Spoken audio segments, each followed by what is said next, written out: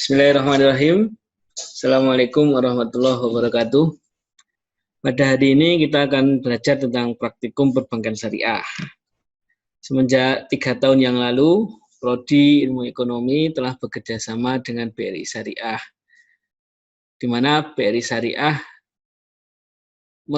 kita bisa dapat menggunakan aplikasinya, yaitu ini, aplikasi dari perbankan syariah, yaitu dari BRI Syariah, untuk kita gunakan sebagai latihan dari mata kuliah praktikum perbankan syariah. Pada pertemuan yang pertama ini kita akan belajar cara menggunakan Customer Information File atau CIF di sini. Oke, kita klik CIF. Ya. Bagi nasabah yang ingin membuat rekening baru, maka kita harus memasukkan data dari nasabah tersebut di CIF ini, Customer Information File. Kita klik. Oke. Misal kita pilih jenis kartu identitas KTP. Kita tulis kartu identitasnya.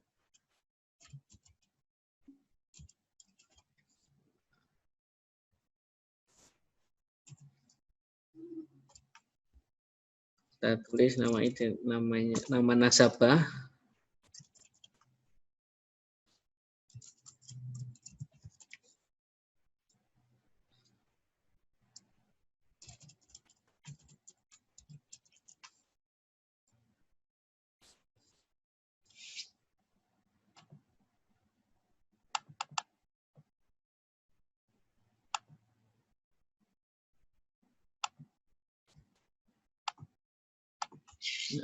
Setiap yang ada titik merah atau bintang merah di sini, ini adalah wajib diisi.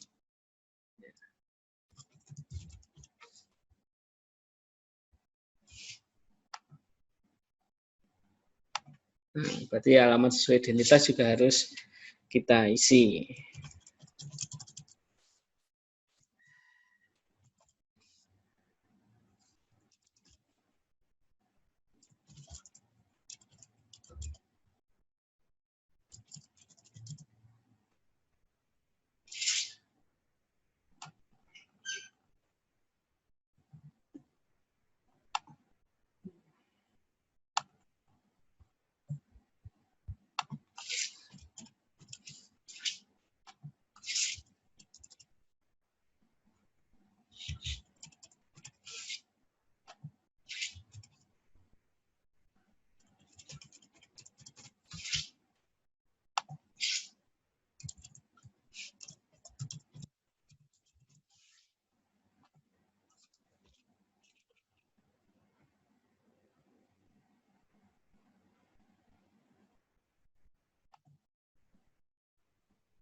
Nah, email, telepon rumah, nomor kode area telepon, itu tidak perlu diisi, tidak masalah. Tapi alangkah baiknya jika kita mengetahui, kita isi tersebut.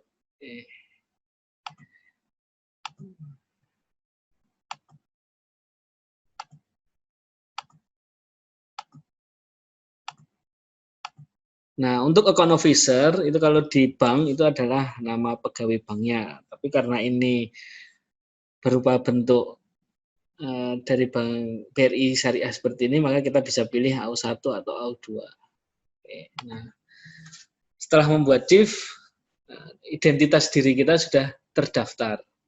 Nah, ini baru portofolionya. Kita bisa cetak portofolio di sini.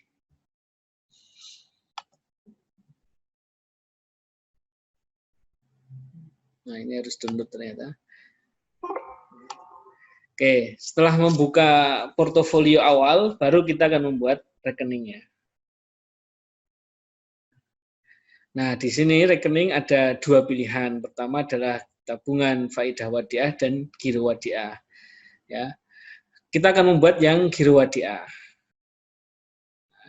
Ya, karena kita sudah punya nomor CIF-nya, Customer Information File-nya, kita tinggal klik di sini.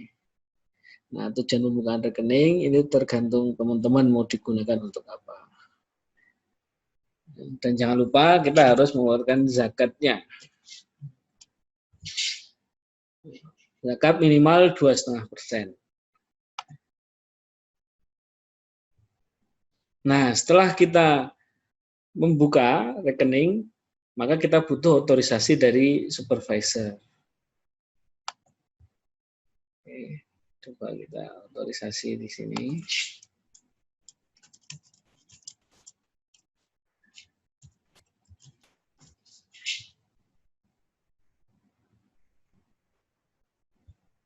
Nah, kita bisa lihat di otorisasi pembukaan rekening. Nah, ini muncul. Ketika supervisor sudah mengotorisasi rekening baru atas nama Aji Setia Akbar, maka secara otomatis rekening ini sudah dapat digunakan. Oke. Nah,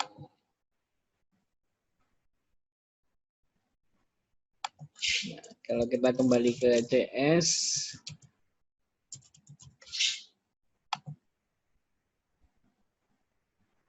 kita dapat cek di bagian rekening, inquiry rekening, lalu pilih inquiry rekening aktif. Nah, di sini kita dapat melihat bahwa rekening Aji Setia Akbar sudah aktif. Dan yang harus diingat bahwa kita harus selalu,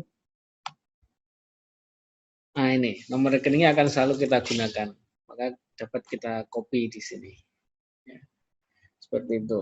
Oke, langkah selanjutnya, jika sudah membuat rekening, biasanya nasabah akan langsung nabung.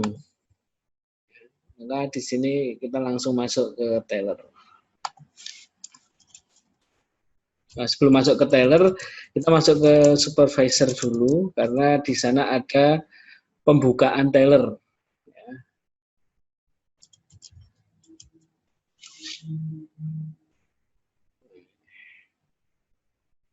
Nah, di sini ada buka tutup transaksi teller, karena selalu berkaitan dengan uang, makanya ada prinsip kehati-hatian di sini. Maka supervisor sebagai penanggung jawab harus mengetahui aliran uang masuk. Nah, maka sekarang kita buka. Setelah kita membuka aplikasi atau transaksi untuk teller, maka baru dapat kita lakukan transaksi di teller, yaitu di mana nasabah atas nama Aji Setia Akbar tadi ingin menabung.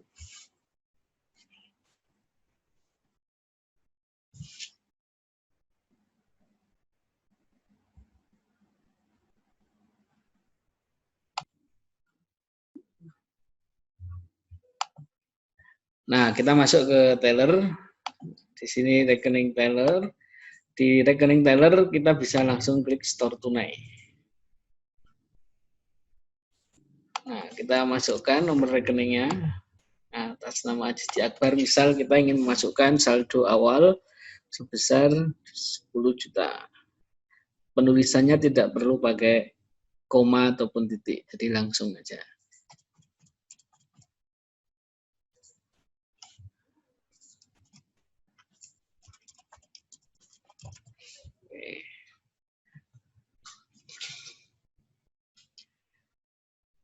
Karena di sini kita membuat bahwa limit itu adalah 5 juta, maka di atas 5 juta membutuhkan otorisasi dari supervisor. Oke, coba kita otorisasi.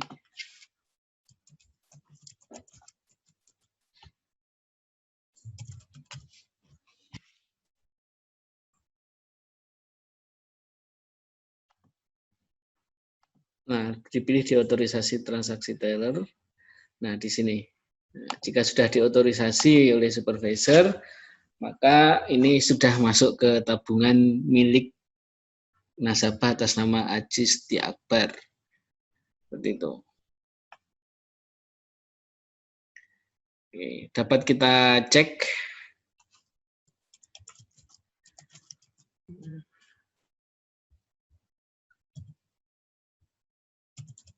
di teller di bagian rekening, query rekening koran. Oke, kita masukkan nomor rekeningnya.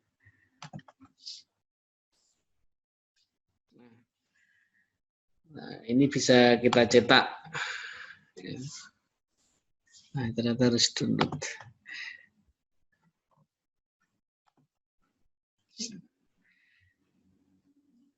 Biasanya ini dipakai di buku tabungan dari nasabah itu sendiri. Nah, ini adalah bentuknya. Oke, selanjutnya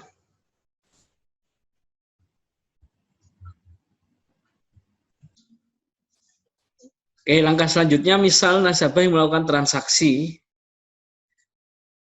yang mudah, maka dia bisa menerbitkan cek dari bank. Penerbitan cek itu ada di customer service. Kita kembali ke customer service.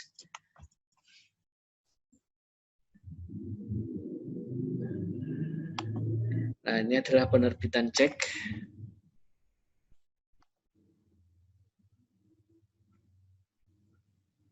Kita masukkan nomor rekening gironya.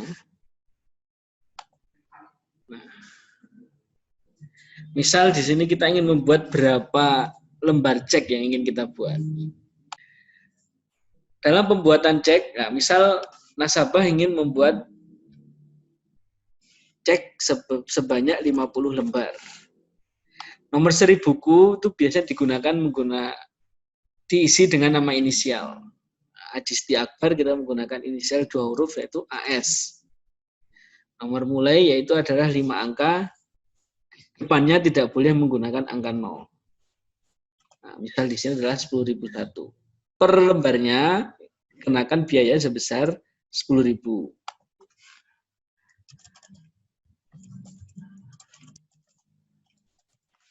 Oke, kalau sudah seperti ini kita create. Nah, setelah ini kita membutuhkan otorisasi dari supervisor terkait dengan penerbitan cek. Oke, kita logout, kita masuk ke supervisor.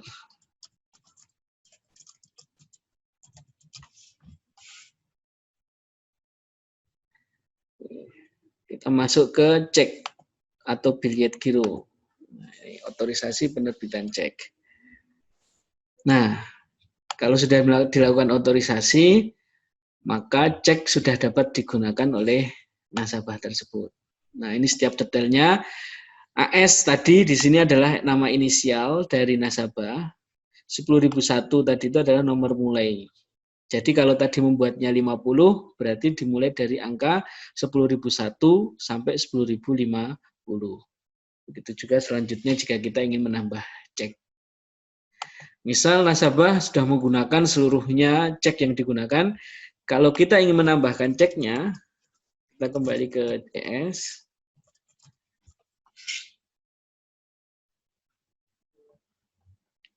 Kita pilih cek.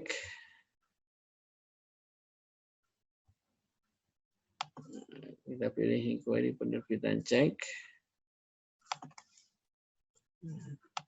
Kita masukkan. Nah, jumlah lembarnya bisa kita tulis misal 20. Nomor serinya sama tadi AS, tetapi nomor mulainya mulai berlaku 10.051. Karena ini adalah kelanjutannya. Oke.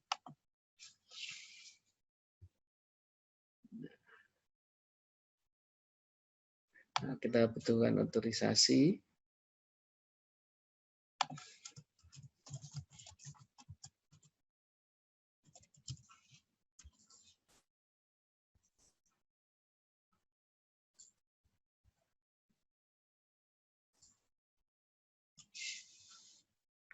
Ya, sudah diotorisasi berarti nasabah ini sudah melakukan penerbitan cek 2 kali.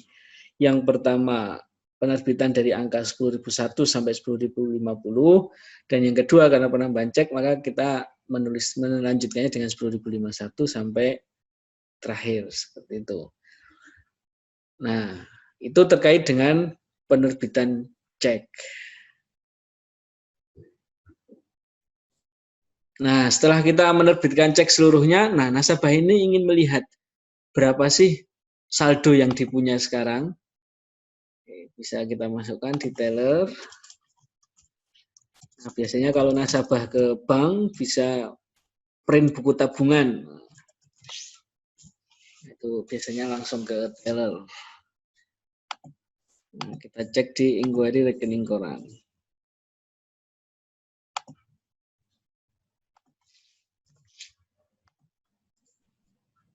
Nah, di sini sudah terlihat bahwa nasabah sudah melakukan 2 kali penerbitan cek. Pertama 50 lembar dikenakan biaya 500.000 dan yang kedua adalah 20 lembar dikenakan biaya 200.000 sehingga total saldo akhirnya ada sekitar 9.300.000. Oke. Nah, selanjutnya nasabah ingin membuat deposito. Untuk pembuatan deposito kita kembali ke CS, Customer Service.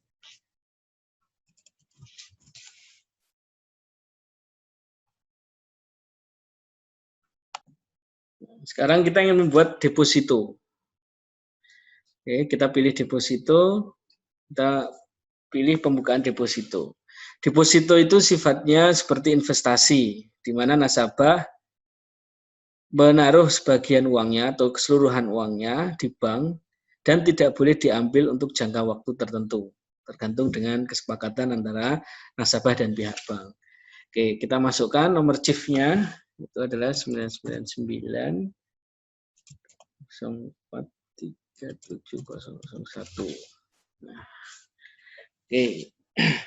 Nominal pokok, misal nasabah tersebut ingin mendepositokan uangnya sebesar 5 juta.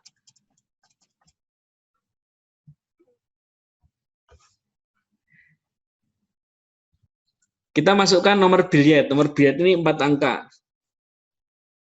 Misal tulis 1, 2, 3, 4.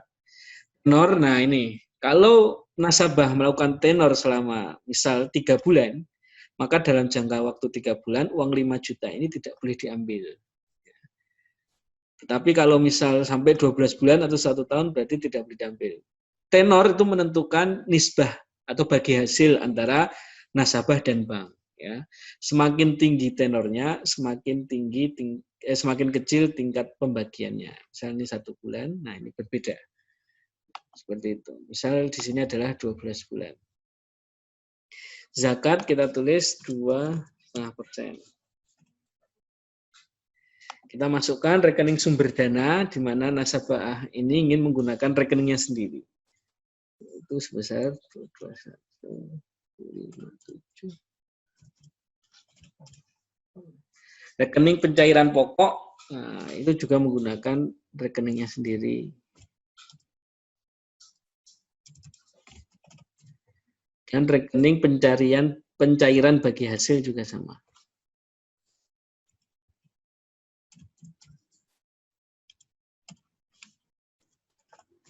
Apakah boleh berbeda nomor rekeningnya? Boleh. Tapi kalau rekening sumber dana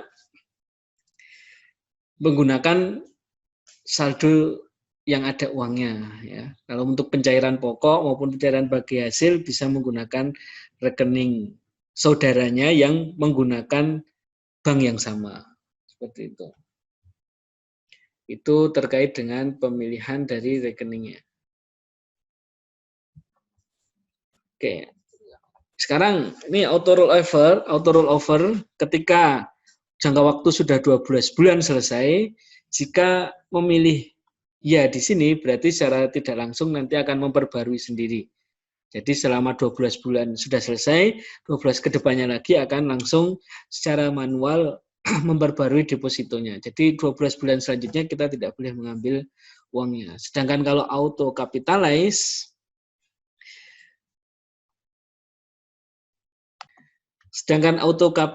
di sini, bagi hasil yang didapatkan pada 12 bulan sebelumnya atau deposito sebelumnya akan digunakan sebagai modal tambahan untuk deposito selanjutnya. Itu jika kita memilih ya. Tetapi kalau tidak, berarti tidak. Misal kita pilih sini ya. Nah, misal kita menggunakan account officer 1. Kita buka deposito. Nah, pembukaan deposito juga membutuhkan otorisasi dari supervisor.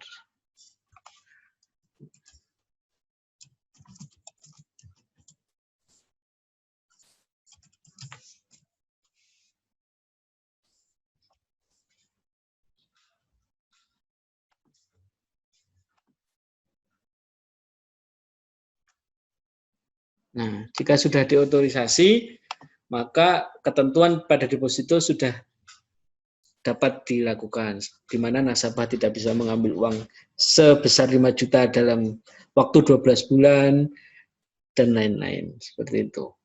Nah, misal nasabah ingin mengecek nomor rekeningnya, kita bisa masuk ke CS langsung.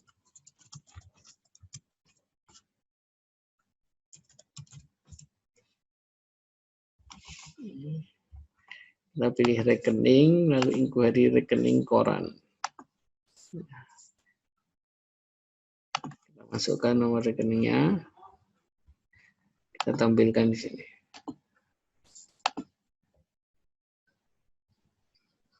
Nah, di sini saldo akhir yang dimiliki oleh nasabah yang dapat digunakan sebagai transaksi hariannya adalah sebesar 4.300.000. Karena 5 juta ini sudah kita masukkan ke dalam deposito.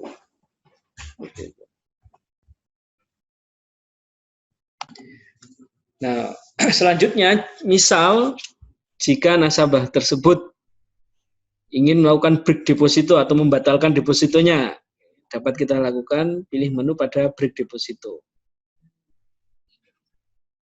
Sebelumnya kita cari dulu nomor rekening deposito. Nomor rekening deposito di sini, nah ini adalah yang dimulai dari angka 3 ini. Kita copy, kita pilih break deposito, kita buka cek deposito. Nah, biaya tutup dikenakan nih sebesar 100.000. Ya. Alasan tutup butuh uang mendadak, BU, butuh uang. Karena ini belum ada bagi hasil, maka bagi hasilnya adalah 0. Sehingga kalau kita sudah clear seperti ini, kita tinggal break deposito di sini. Nah, kita membutuhkan otorisasi dari supervisor.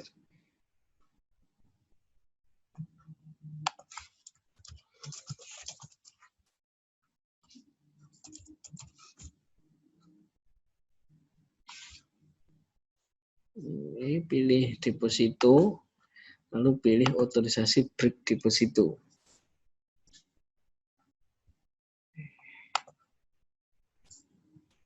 Nah, ini. Kita lihat di sini karena belum ada nominal bagi hasilnya, dan ternyata nasabah di sini membutuhkan uang, maka kita klik otorisasi. Jadi depositonya di-cancel. Seperti itu.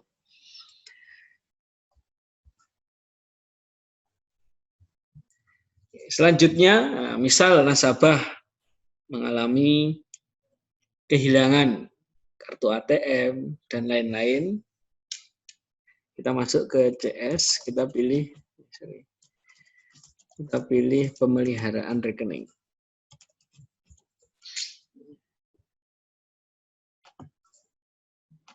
Nah, ini. Di sini ada blokir saldo atau blokir lepas rekening. Ya, misal kita pilih blokir lepas rekening. Ini dilakukan jika kita ingin memblokir rekening kita.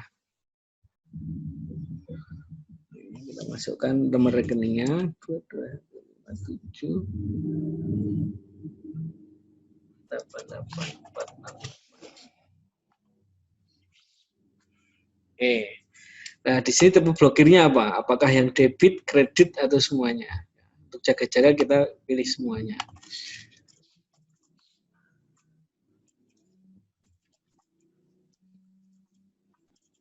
Dan misal kartu ATM hilang.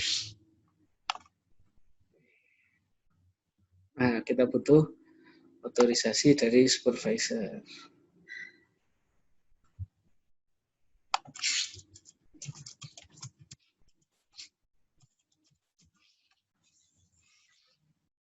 Oke, pilih rekening, otorisasi pemeliharaan rekening. Nah, pilih yang otorisasi blokir atau lepas rekening.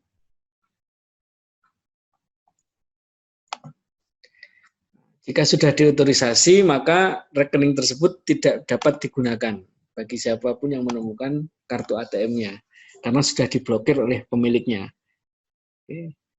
Di sini nasabah diberi 2 pilihan. Jika ketemu nomor kartu ATM-nya, dia bisa melanjutkan transaksinya. Tapi jika tidak, berarti ada opsi lainnya yaitu membuat kartu ATM yang baru, sehingga kan membutuhkan biaya lanjutan. Nah, misal di sini ditemukan kartunya, sehingga untuk melepas blokirnya,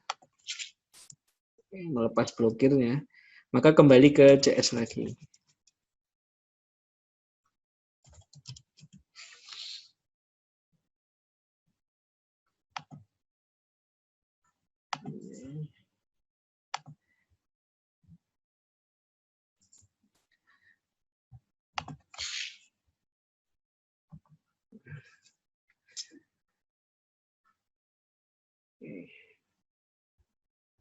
Lepas, penyelesaian ditemukan atau diganti baru juga sama aja, tetap harus dilepas blokirnya. Nah, kita butuhkan otorisasi dari supervisor.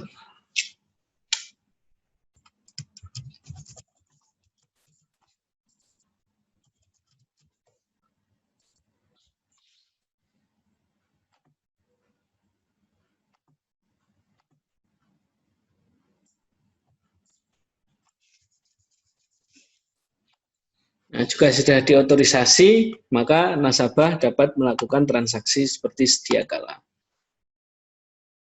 Oke, sudah berhasil diotorisasi. Nah, tadi kita sudah belajar terkait dengan blokir atau lepas rekening. Sekarang blokir saldo. Ya, misal nasabah ini ingin memblokir saldonya sebesar, kita anggap aja tulis 5 juta. Jadi, di ATM-nya itu harus tersisa uang 5 juta. Yang diblokir sebesar 5 juta.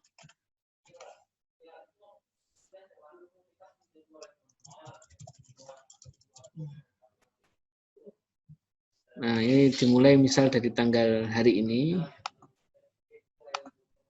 sampai besok misalnya. Nominal yang diblokir, nah kita tulis tadi 5 juta.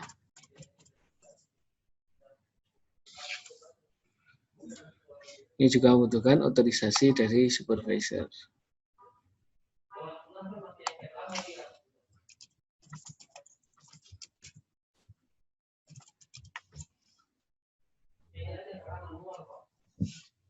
Kita pilih di rekening, lalu pilih pemeliharaan rekening, otorisasi blokir saldo.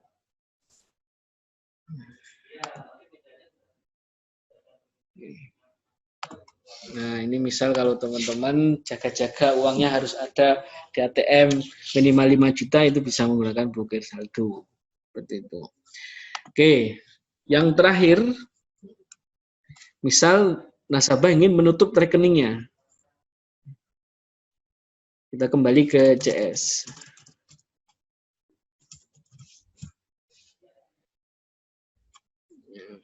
Kita pilih penutupan rekening. Nah, ini kita masukkan nomor rekening kita.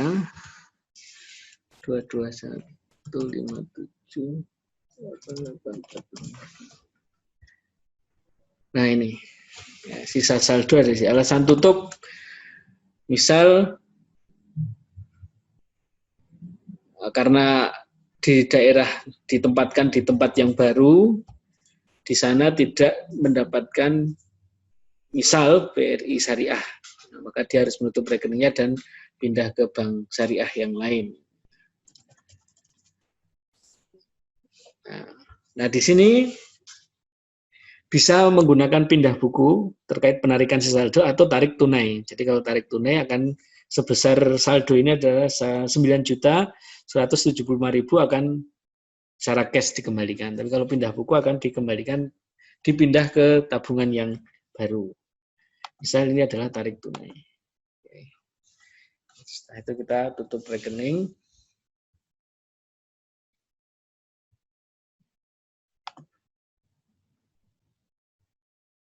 Oke. Nah, kita cek di supervisor.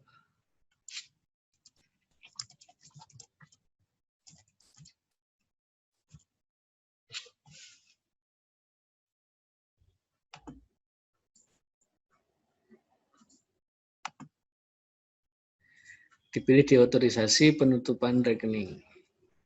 Ini sudah detail. Oke. Berarti menunggu tarik tunai di teller. Kita masuk ke teller dulu.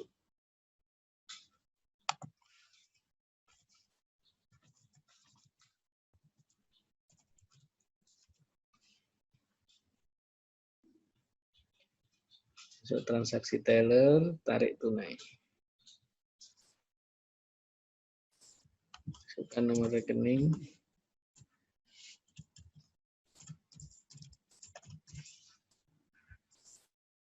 Tadi sebesar 9.175.000.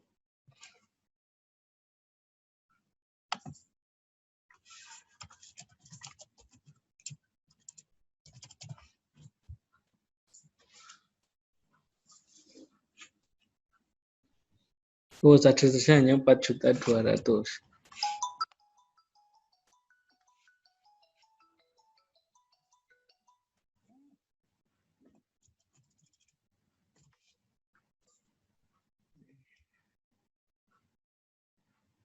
Oke, nah, kalau sudah berarti baru kita bisa otorisasi di supervisor.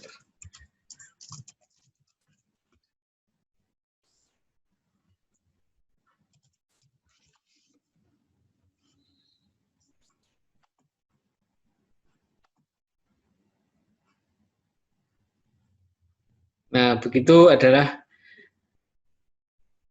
materi kita terkait dengan